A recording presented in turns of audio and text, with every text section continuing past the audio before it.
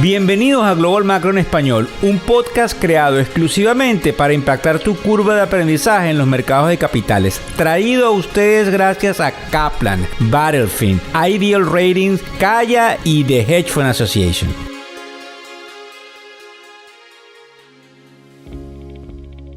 Bienvenidos al año 2024 y este es nuestro primer podcast del año. Desaparecimos por el mes de diciembre del 2023, ajustando muchas cosas y tomándonos un tiempo para la familia y los amigos, como es costumbre ya desde el podcast. Buenas noches, buenas tardes o buenos días, dependiendo a la hora en la cual lo sintonicen, y creo que el podcast viene con nuevos bríos en el 2024 para tratar de brindarles en pocos minutos la perspectiva global macro del mercado. Fíjense bien. Vamos a estar hablando hoy del proceso de la creación de empleos y por qué nos interesa no solamente en los Estados Unidos, sino a nivel mundial. Y qué está pasando con la tecnología. Hay una cantidad de toma de ganancias allí importantes. Como ustedes saben, los que siguen el mercado, Apple tiene ciertos problemas con algunas casas recomendando tener cautela con las acciones de la misma. Así que es bien interesante el podcast del día de hoy. Ante todo, y los que tienen la habilidad de suscribirse a factoreseconómicos.com lo tienen ya dentro de su bandeja de entrada de emails, es interesante observar un titular que viene desde Europa. Hay una cadena de supermercados que se llama Carrefour, que básicamente no pudo llegar a un acuerdo con Pepsi-Cola y retiró de sus anaqueles todo lo que tiene que ver con los productos de Pepsi-Cola. ¿Producto de qué?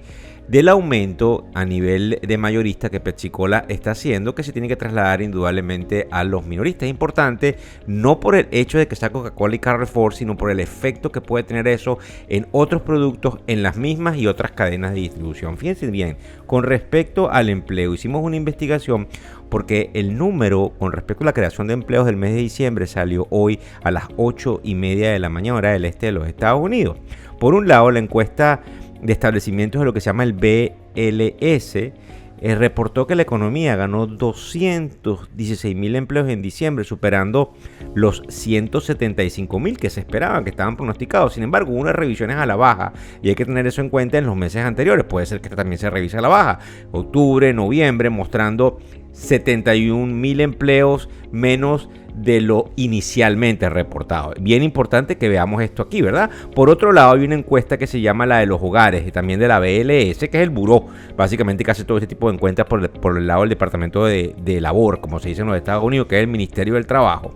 Mostró una disminución significativa en el empleo, ese de los hogares, a diferencia del que acabo de decirle de los establecimientos, con una pérdida de 683,000 empleos en el mes de diciembre, lo que quiere decir que hay una confusión enorme porque no sabemos a qué número realmente creerle. Por eso es que fundamentalmente algunos analistas creen que el número de 216,000 podría ser revisado hacia la baja.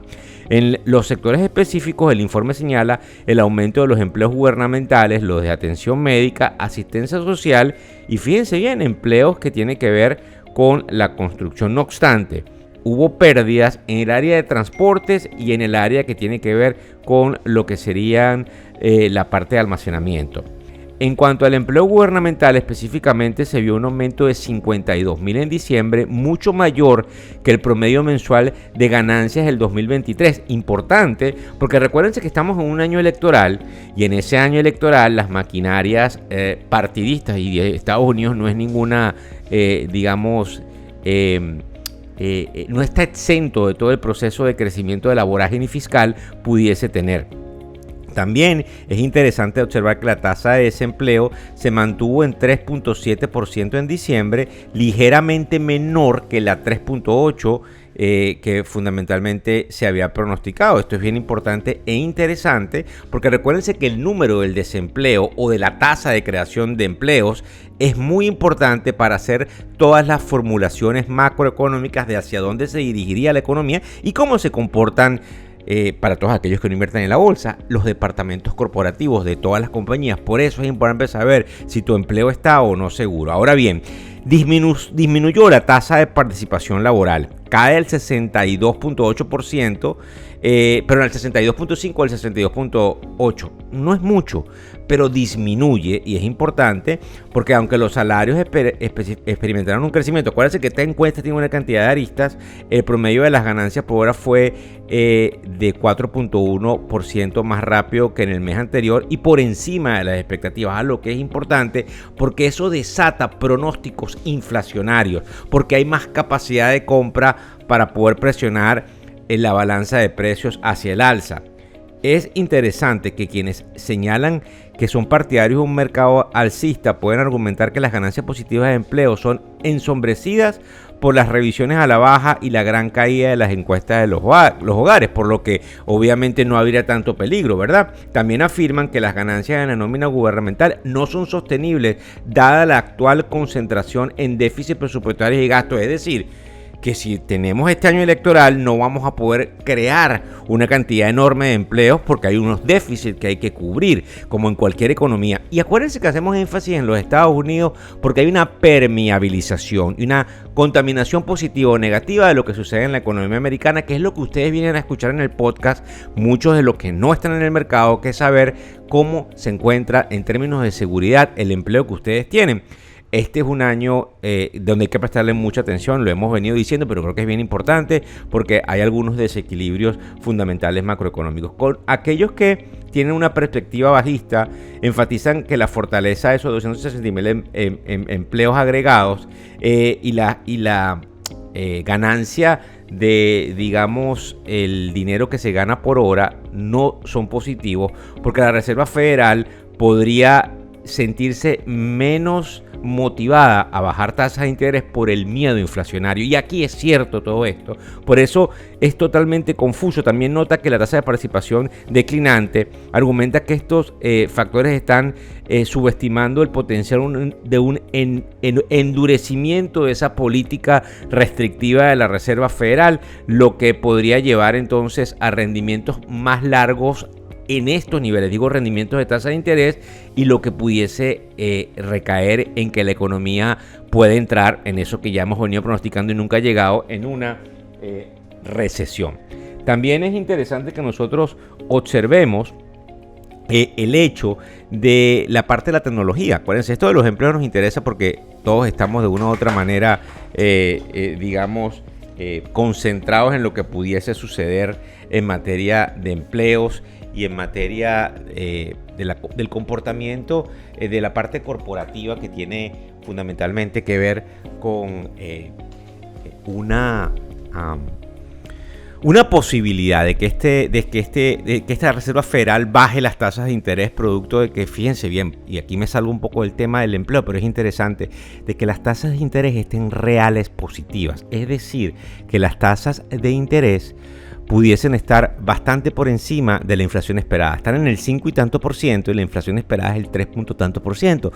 Ustedes se dan cuenta que ahí hay casi 2% de tasas de interés reales positivas y que eso pudiese también ayudar. Por eso es que nos atrevemos en la tribuna, le hemos venido diciendo, a que es probable que cualquier retroceso lo vuelvan a comprar, al menos hasta que se sepa cómo evolucionan las ganancias corporativas. Desde el punto de vista de la tecnología, para ir bien rápido, recuerden que al final vamos a estar hablando de cómo están los mercados hoy, sobre todo el bono a 10 años, que es el que se movió producto indudablemente de este fenómeno importante que sucede los primeros viernes de cada mes a las 8:30 de la mañana hora del este de los Estados Unidos, que es la posibilidad de que nosotros sepamos cuál es el número del empleo creado el mes inmediato anterior o el desempleo que se ha originado. Lo que sucede en la tecnología, y hemos hablado con muchos analistas, no hay una explicación total. Pueden algunos argumentar que hay una toma de ganancias, una expectativa menor de los múltiplos, porque por múltiplos es como se hace una valoración de una compañía. Las ganancias que tengo hoy las multiplico, me da un valor a futuro, lo traigo valor presente, disculpen que sea un poco técnico, y yo puedo estimar mediante las acciones en circulación cuánto debería ser el precio de una acción. Pero fíjense bien, hay una realidad, producto del conflicto en el Medio Oriente. Yemen, a través de un grupo que creo que se llaman los Houthis, está atacando los barcos que traen mercancía en el Mar Rojo y en el Canal de Suez, o pasan por el Canal de Suez. Eso ha prendido las alarmas de que los costos de transportación suban y que indudablemente esto reacelere una inflación que se llama en el argot macroeconómico una inflación de costos. Porque no necesariamente lo vamos a demandar, pero los costos de transporte suben producto de que estas compañías tienen que contratar seguridad para evitar que los marinos mercantes sean atacados y que indudablemente genera una disrupción en lo que es el flujo, lo que es el supply. Eso es interesante porque eso puede tener un peligro inflacionario y eso afecta a los, como les estaba diciendo hace un rato, a los múltiplos. Esos múltiplos que son muy importantes en el sector de tecnología, y yo creo que esta es la explicación que pareciera ser la más lógica. Sin embargo, no quiero que dejemos de un lado el hecho de que hay algunos pronosticando que la ola de crecimiento en tecnología producto de la inteligencia artificial es muy importante. Y yo creo que no la tenemos que dejar de lado. A esta hora, que son alrededor de las 10:56 hora del este de los Estados Unidos, nos pasamos a los mercados y tenemos los tres índices subiendo. Tenemos el Dow Jones fundamentalmente subiendo 137 puntos, al igual que el Standard & Poor's 500, que como siempre digo es el índice más representativo del mercado, 31.23, y el Nasdaq subiendo 0.72%, también 100 puntos al alza. Vamos a concentrarnos en dos cosas: en el bono a 10 años, que el rendimiento está en 3.97, estuvo en 4.08. Es importante señalar que hay una volatilidad, que son esos cambios bruscos de precio. Este rendimiento, cuando se supo el nivel de empleos, llegó a 4.08 y vuelve a caer a 3.97. Y es interesante destacar qué es lo que los analistas estén viendo y por qué quienes estiman que el mercado pueda subir tengan alguna posibilidad de estar correctos. Digo, el mercado de capitales. Y la otra cosa que nos llama la atención es el petróleo, producto de que estas disrupciones en el Medio Oriente pueden tener un efecto, aunque el petróleo está bastante inofensivo en 73.60, subiendo alrededor del 2%. Y la otra cosa que nos llama la atención para nuestros amigos más, especuladores, es el hecho de que el Bitcoin tocó los 45.000 y se cae llegando a los 43.474, al menos en lo que vemos en las pantallas. Muchas gracias por seguirnos en todas y cada una de las redes sociales. Muchas gracias por continuar haciéndonos los número uno en materia global macro en español, por compartir, por pedirle a sus amigos y familiares que se inscriban en factoreseconómicos.com y estar a la expectativa de todos los que traemos en muchas de nuestras propias y otras redes sociales de medios de comunicación que se nos acercan para replantear la información que les damos diariamente. Muchísimas gracias. El podcast Global Macro y de Factores Económicos ofrece una visión global de los mercados de valores, y dicho análisis es producto de la compilación traída por diferentes fuentes de investigación de mercados institucionales.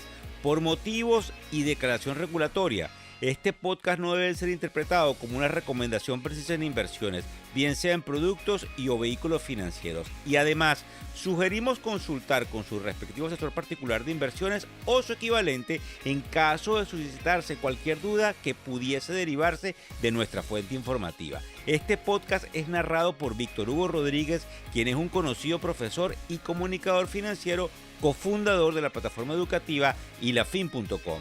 Muchas gracias.